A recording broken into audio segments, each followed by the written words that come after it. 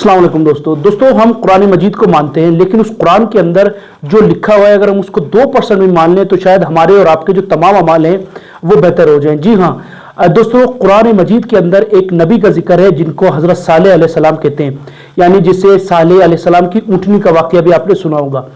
लेकिन सवाल यह है कि हज़रत सालेह अलैहिस्सलाम की जो ऊँटनी का वाक़या है और हज़रत सालेह अलैहिस्सलाम की कौम पे जो अजाब आया वो अजाब क्यों आया और आखिर वो क्या वजूहात थी जिनकी वजह से वो अजाब आया।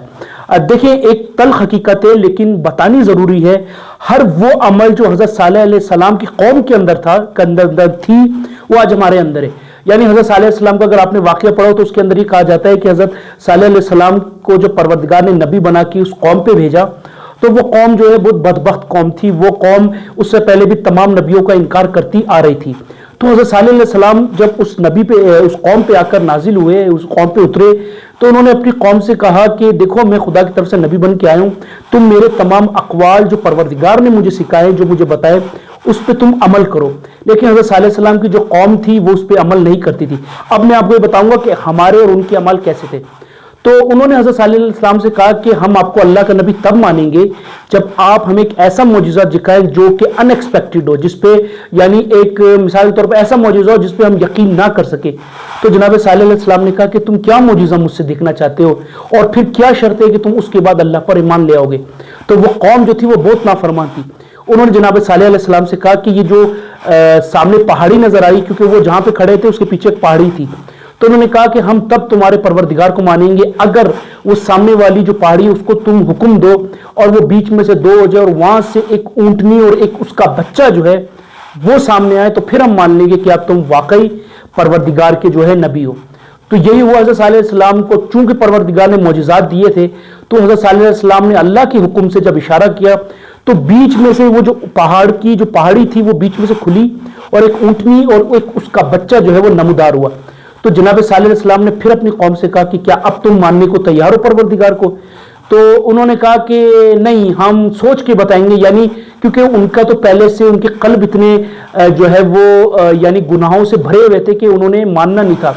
खैर, लेकिन जनाब सालेह अलैहिस्सलाम की कौम के ऊपर वो ऊँटनी इतनी बाबरकत साबित हुई कि वो पूरी कौम जो है उससे जो है वो यानी उसकी नेमात से जो है वो पूरी कौम को जो है उसने सैराब किया।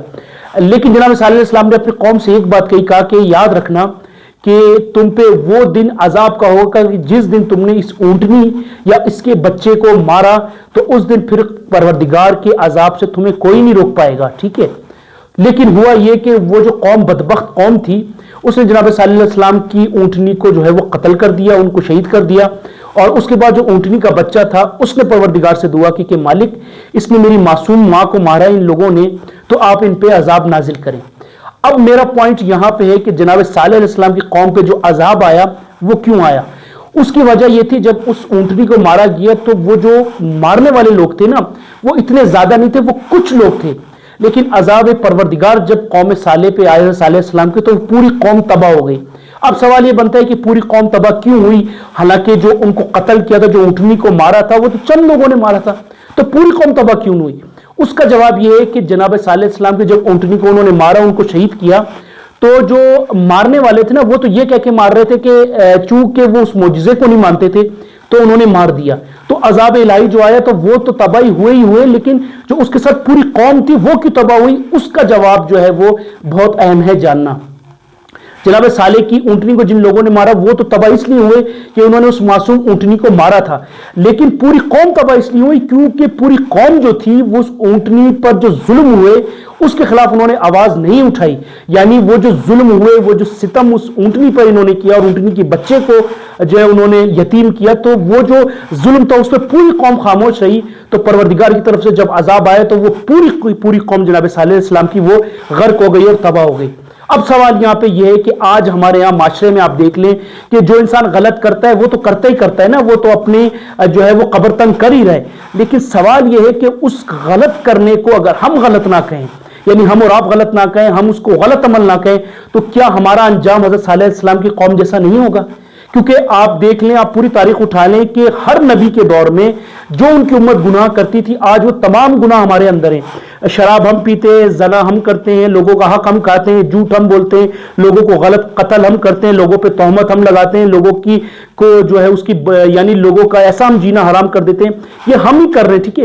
लेकिन इससे पहले तमाम कौमों पे अजाब आया, हम पे अजाब क्यों नहीं आ रहा है? तो इसलिए हम पे अजाब नहीं आ रहा है क्योंकि हम नबी पाक सल्लल्लाहु अलैहि वसल्लम की वो उस कौम के उस नबी की उम्मती हैं, ठीक है, कि जिसपे परवरदिगार ने अपनी तमाम नेमत तमाम की हैं।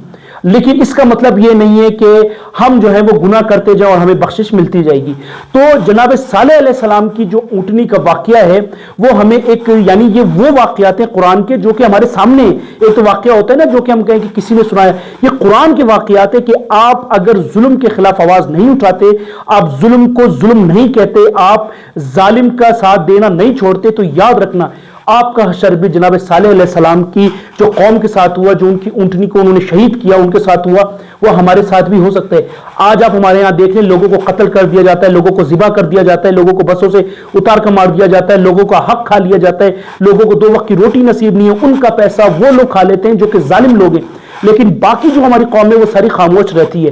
तो इस वीडियो के तवज्जुह से मैं ये सिर्फ बताना चाहता हूं कि याद रखें कि ये कुरान के वाक़े थे, कुरान को मानना तो बिल्कुल हमारे ईमान का हिस्सा है, लेकिन उस पर अमल करना भी हमारे ईमान का हिस्सा है, जो कि हम 2% भी नहीं करते।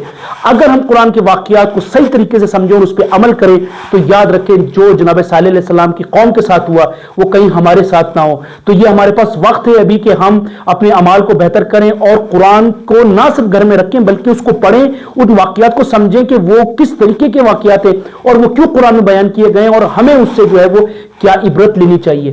तो याद रखें अगर जनाब सालेह अलैहिस्सलाम की कौम पर परवरदिगार अजाब नाजिल कर सकता है तो हमारे पर भी अजाब नाजिल कर सकता है। बेहतर है कि हम अपने अमाल बेहतर करें, बजाय कि हम ये कहें कि वो गलत है, हम खुद गलत का साथ ना दें और हम गलत करने वाले को जो है वो गलत कहें और सही करने वाले को हम सही कहें।